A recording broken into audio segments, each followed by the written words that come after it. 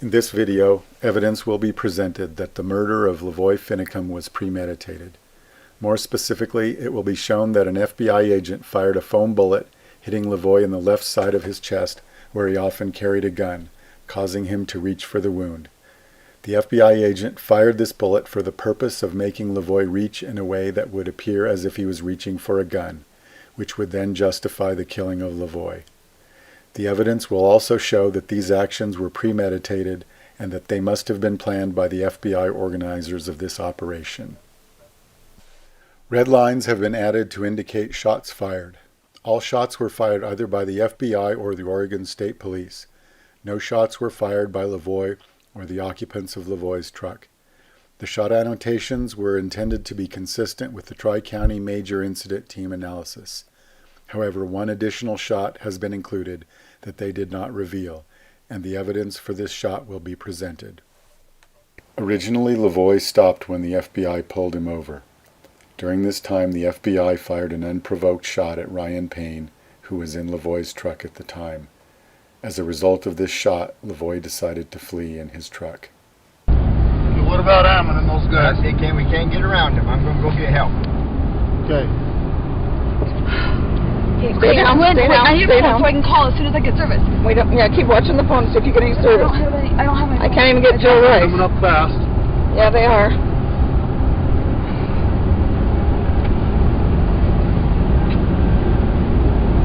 Okay, I don't know about numbers. Well, I got numbers, but I can't call because we have no service. Okay. No, mobile network not available. Do you have numbers for people here in town?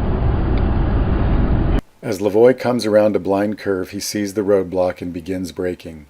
It is important to note that the roadblock is set up around a blind curve with a speed limit of 65 miles per hour, and that there is a significant downhill slope on this curve, and there is a 3-foot snowbank blocking the vision of the road ahead.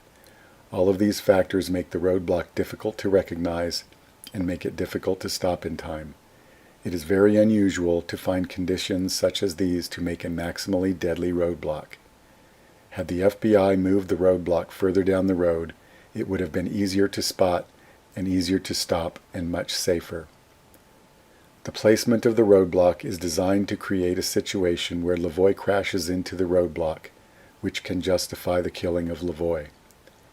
As LaVoy approaches the roadblock, notice that 3 shots are fired at his truck.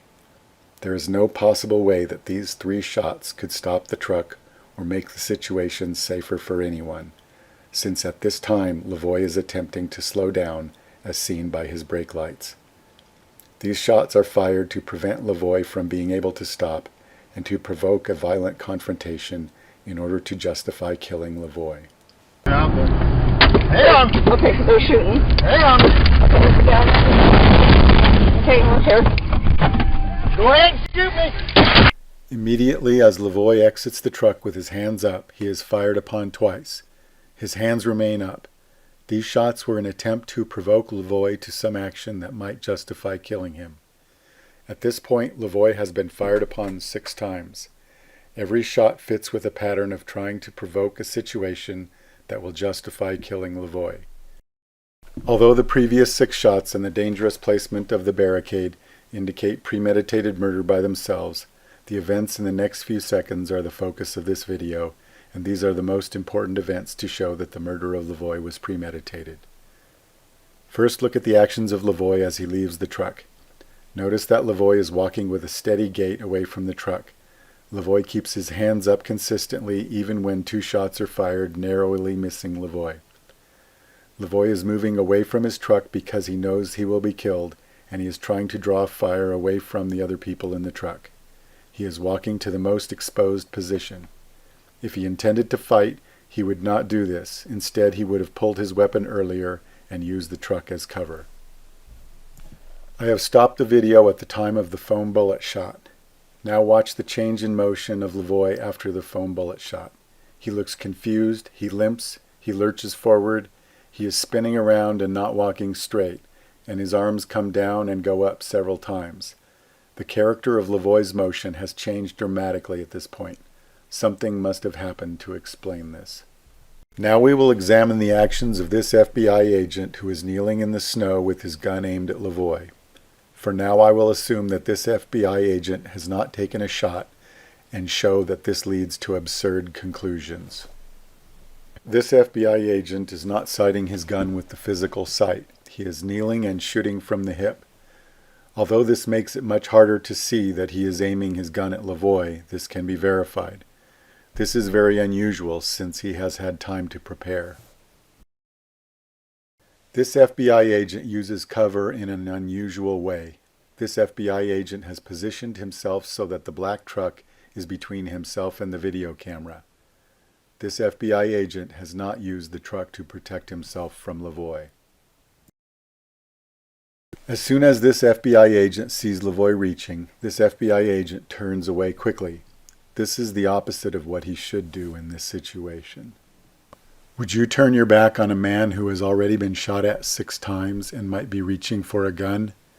This FBI agent didn't think that LaVoy was reaching for a gun, and he bet his life on it. LaVoy has not been disarmed or secured, and this FBI agent turns away at the crucial moment, putting his fellow officers in danger. This FBI agent was waiting for LaVoy to come into view. Within 1 second of LaVoy coming into his view, he turns and walks away. This makes no sense. LaVoy is now visible.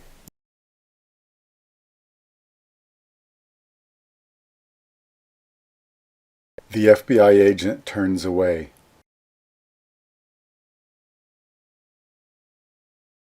Here is the same segment at normal speed. LaVoy is now visible. The FBI agent turns away. As this FBI agent turns away, he is crouching, apparently hiding from something, but he is not hiding from LaVoy. His back is fully exposed to LaVoy, and this FBI agent does not seek cover from LaVoy, although cover is easily available behind any of the trucks.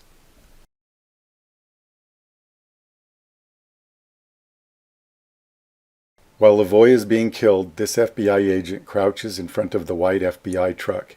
He is still exposed to LaVoy, even though cover is only 1 step away.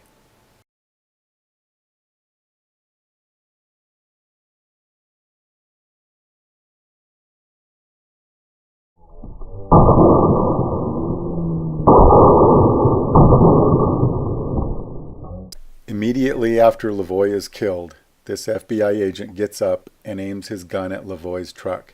Now this FBI agent uses a normal shooting posture.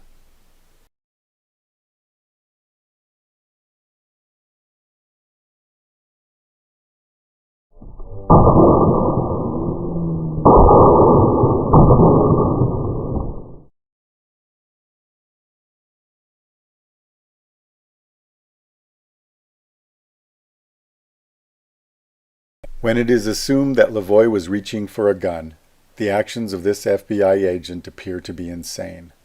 Nothing that he has done makes sense. A theory that interprets this FBI agent's actions as insane cannot be correct. We need to look for another explanation. If we assume different motives for this FBI agent, all of these events and more will be easily explained. This FBI agent is armed with foam bullets, and his job is to shoot LaVoy in the area where LaVoy carries a gun.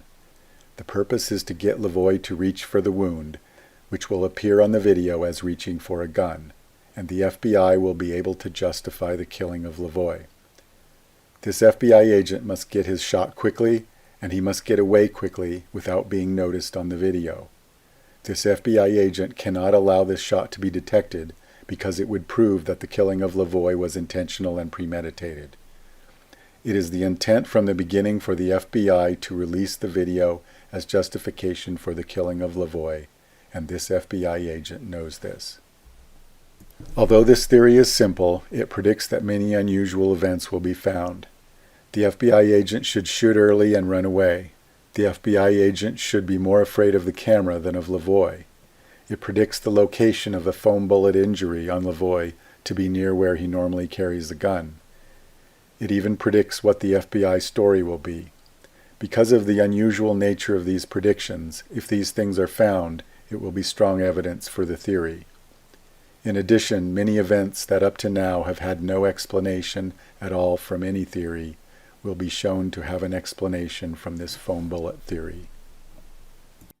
This FBI agent is hiding the fact that he is shooting. He is shooting from the hip, probably using a laser sight. This FBI agent is using the truck as cover to hide from the camera. He is not using the truck as cover from LaVoy.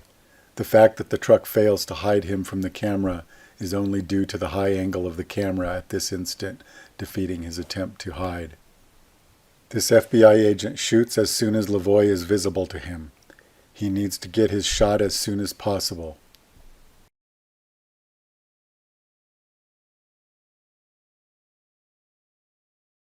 LaVoy becomes visible now. The FBI shoots now. The camera zoom is at the exact time when LaVoy comes into the view of the FBI agent. Did the camera operator know the plan and coordinate the timing of the zoom? Zooming at this exact time makes the foam bullet shot out of focus, but it enhances the vision of LaVoy reaching. If this is a coincidence, then it is a precisely timed and well-planned coincidence. LaVoy becomes visible now. The FBI shoots now. Here is the same segment at normal speed. Trying to. Stay down, stay down, stay down. There is a moment of motionlessness followed by a rapid relaxation of his body, indicating that this FBI agent has just taken a shot. Stay down, stay down, stay down, stay down, stay down. LaVoy reaches for the area where he has been shot. Stay down. Stay down. LaVoy reaches with both hands equally as if reaching for a wound, not with one hand as if reaching for a gun. Stay down. Stay down. Stay down. LaVoy reaches down and then immediately puts his hands back up, consistent with fighting the involuntary response to reach for the wound, but not consistent with reaching for a gun. After the shot, LaVoy suddenly develops a very distinct limp, as if his left leg, or possibly the left side of his body, is injured.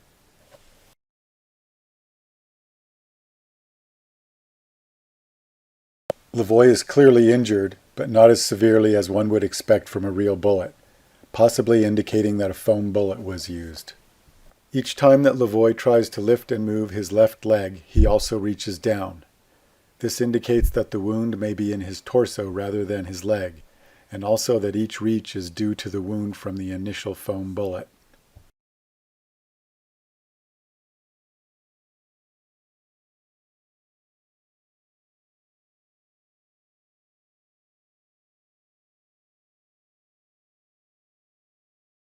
If the injury is near where LaVoy carries a gun, it would be in the rib cage on his left side.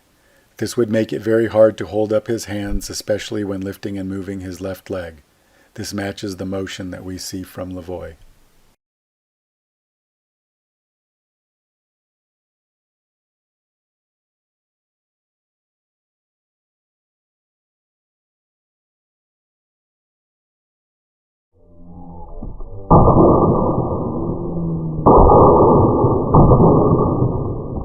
The FBI knows that it is very unlikely that anything would be found in the autopsy to reveal this wound. First of all, since LaVoy dies within seconds of this shot, bruising would not have time to form since his heart stops seconds later. Second, there is a lot of damage to the torso from real bullets, which could hide the superficial wound of a foam bullet. Now we will look at the autopsy report. This superficial abrasion is about the size of a bullet and is listed under number 2 gunshot wound of the neck and upper chest. The abrasion is near the gunshot exit, but it is not explained by the gunshot exit wound.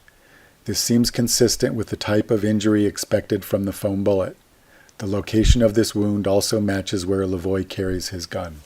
This diagram shows the approximate position of the gunshot exit wound, as well as the wound that I am interpreting as the foam bullet abrasion. The FBI special agent in charge for Oregon FBI will show us where LaVoy carries his gun. On multiple occasions, Mr. Finicum was observed wearing a shoulder holster on the left side where he carried a sidearm. The location and character of the wound in the autopsy and the location where LaVoy carries his gun are an exact match to the foam bullet theory. LaVoy's speech is disrupted during the shot. The shot occurs in the place that is labeled as inaudible in the audio transcript according to the Deschutes County Sheriff's Office, although they do not list a shot there. LaVoy's speech after the shot is not as clear as before the shot. Go ahead and shoot me. Damn! Trying to. Shoot me. Get on the ground. Stay down. Stay down. Stay down. Stay down.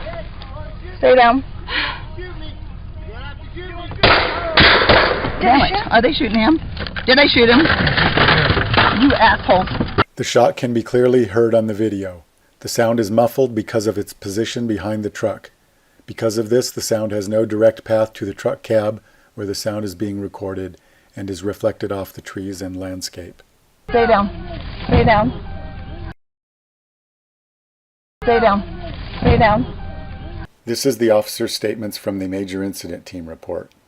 Officer 4 states that he can tell a less lethal shot by its sound. Here I will compare the sound of the foam bullet shot to LaVoy with the sound of shots using lethal bullets. Here is the foam bullet shot to LaVoy. Stay down. Here are several shots using lethal bullets.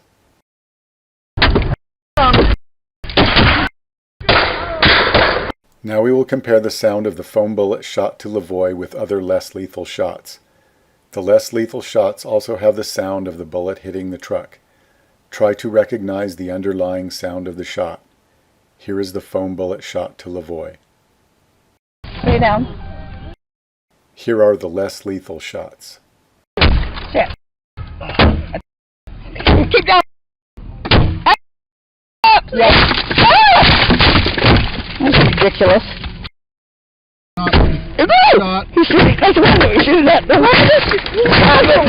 The sound of the shot to LaVoy is more consistent with the sound of less lethal shots.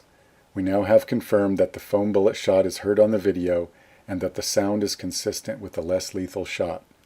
This is all completely consistent with the foam bullet theory. Victoria screams immediately after the shot. This indicates that Victoria saw LaVoy being shot. Before Victoria screams, Shauna says, "Stay down." After Victoria screams, Shauna again says, "Stay down." This indicates that Victoria was not staying down at this time and is further evidence that Victoria witnessed this shot. Stay down. Stay down. Stay down. Stay down. Victoria claims that she watched LaVoy get shot while walking with his hands in the air. She clearly describes the first shot as being separate from the 3-shot sequence that killed LaVoy. Her description of this shot is consistent with the video and consistent with the foam bullet theory. They shot him like right there because he was just walking with his hands in the air, and I saw it. I swear to God, he was just walking with his hands in the air, and they shot him. And they shot him dead, and then after he was down on the ground, they shot him 3 more times. Are they shooting him? The FBI agent turns away immediately after the shot. Because of the rapidness of this action, he must have planned his exit before taking the shot. Stay down. Stay down. Stay down. Stay down. This FBI agent turns away as soon as LaVoy begins to reach. His mission has been accomplished. Now he needs to make his escape.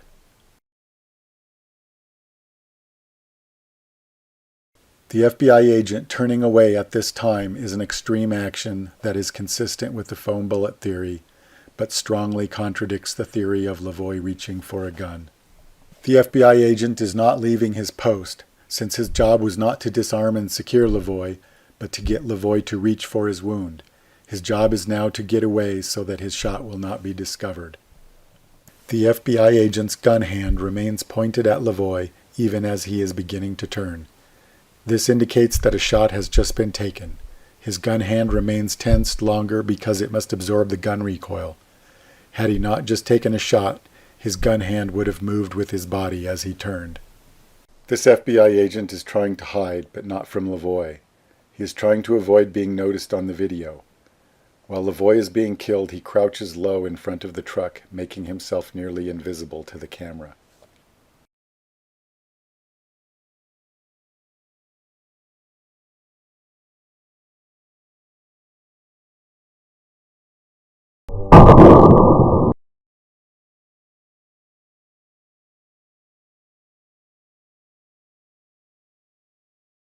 While LaVoy is being killed, this FBI agent is trying not to be seen. He wants the focus to be on the officers making the kill shot. Immediately after LaVoy has been shot, this FBI agent gets up out of hiding.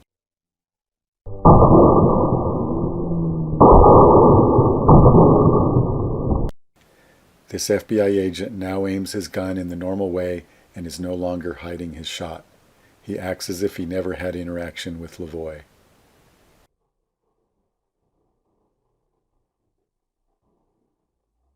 After this FBI agent points his gun at LaVoy's white truck, less lethal rounds can be heard hitting the truck near where he is aiming. According to the major incident team, only less lethal rounds were fired at LaVoy's truck at this time. This is consistent with this FBI agent being armed with foam bullets.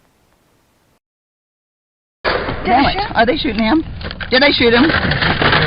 You assholes. Oh my God! Okay. In the following video clip, Sheriff Nelson will present the findings of the major incident team. I have also inserted my own comments. When you see this footage in real time, you will see that Mr. Finicum rapidly gets out of his truck. There was no mention of the 2 shots that were fired at LaVoy as he got out of the truck. He is commanded to get on the ground. He does not comply with commands and get on the ground, and continues moving away from his truck. He is commanded a second time to get on the ground. Again, he does not comply and continues moving away.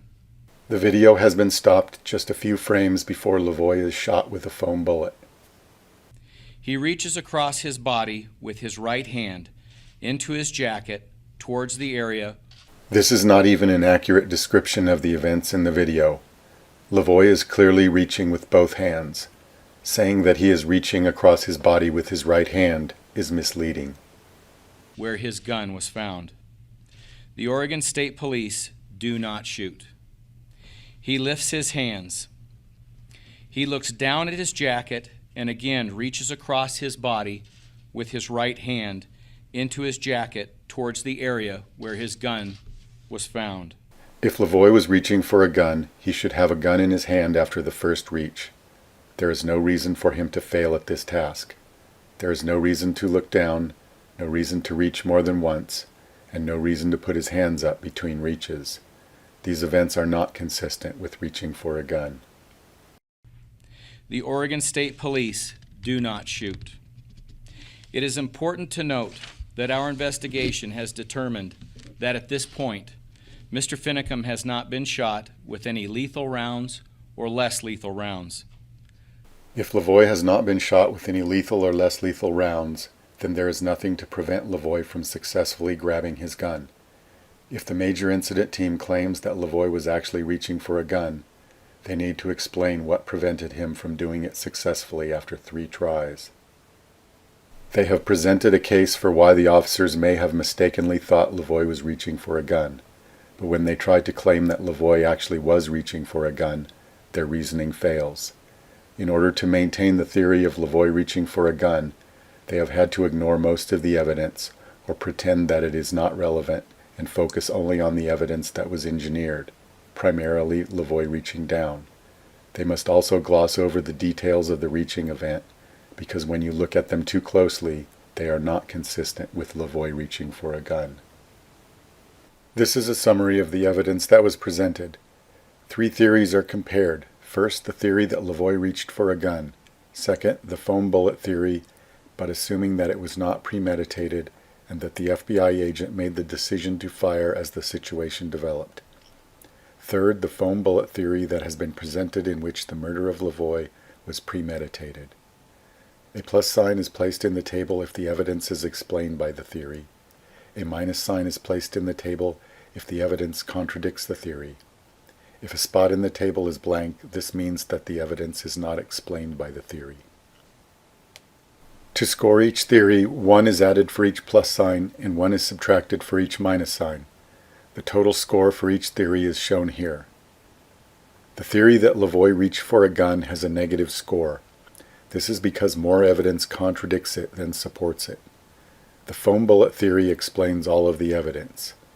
If we remove the premeditated part of the foam bullet theory, the theory falls apart and explains less than half of the evidence. This shows that to explain all of the evidence, the murder of LaVoy must have been premeditated. It is clear that this analysis strongly supports the foam bullet theory and strongly supports the conclusion that these actions were premeditated. Because the actions of the FBI agent are radically inconsistent with normal behavior and normal procedures, there is no way to avoid the conclusion that these actions were premeditated. Although the actions of only one FBI agent have been analyzed, the theory requires that he was not acting alone. The planners of this operation are implicated even more because of the numerous coordinated actions necessary to create this situation. The evidence is clear and the conclusion is certain. The murder of LaVoy Finicum by the FBI was premeditated.